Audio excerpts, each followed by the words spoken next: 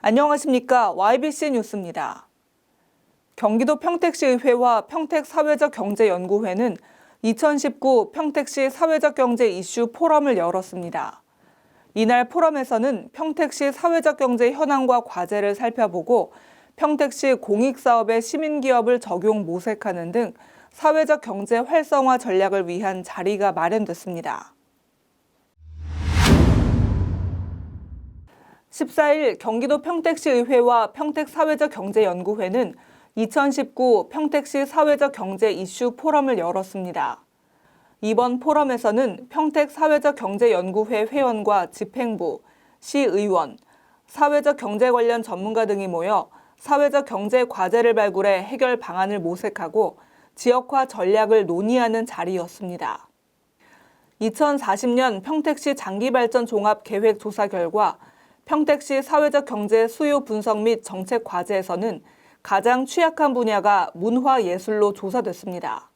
즉, 평택의 문화 기반 시설이 경기도 대비 63% 수준으로 시민들의 문화 수요에 비해 턱없이 부족한 것으로 나타났습니다.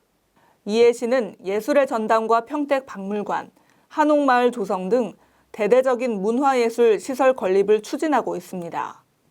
평택시 사회적 경제 현황과 과제, 시민기업과 사회책임 조달이라는 주제 발표와 참석자 토의 등도 진행됐습니다.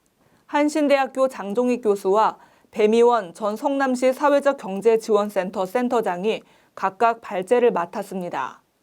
만명당 사회적 경제 기업의 수로 봤을 때 평택이 하위에 좀 있어요. 그리고 인증 사회적 기업도 좀 작은 편이에요. 수가 작은 편이고. 민간의 협치, 민관 협력 정도가 아니라 민관이 대등한 관계에서 파트너십을 이룰 수 있을 때에 이 양극화를 해결할 수 있다.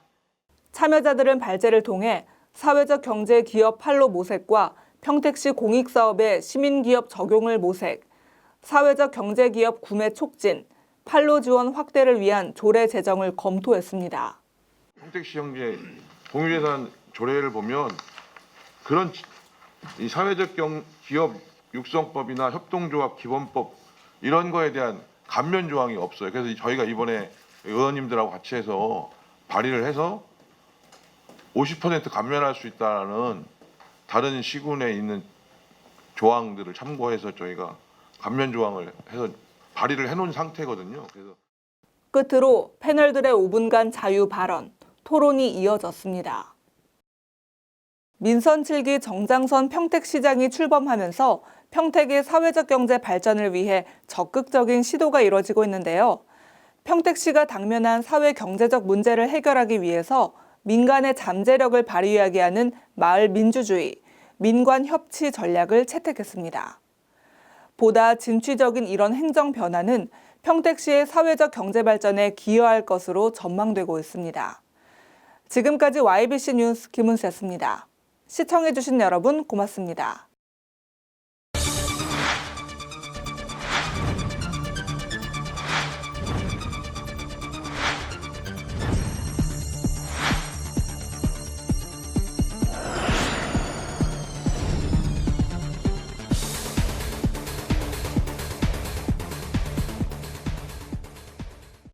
지금 평택의 새로운 시대가 열립니다. 문화로 하나 되며 평화로 하나 되며 대한민국에서 가장 빠르게 도약하는 도시 평택. 혁신적인 일자리와 자연 속 휴식이 공존하는 도시. 행복한 도시. 건강한 도시. 평택이 희망찬 미래를 열어갑니다.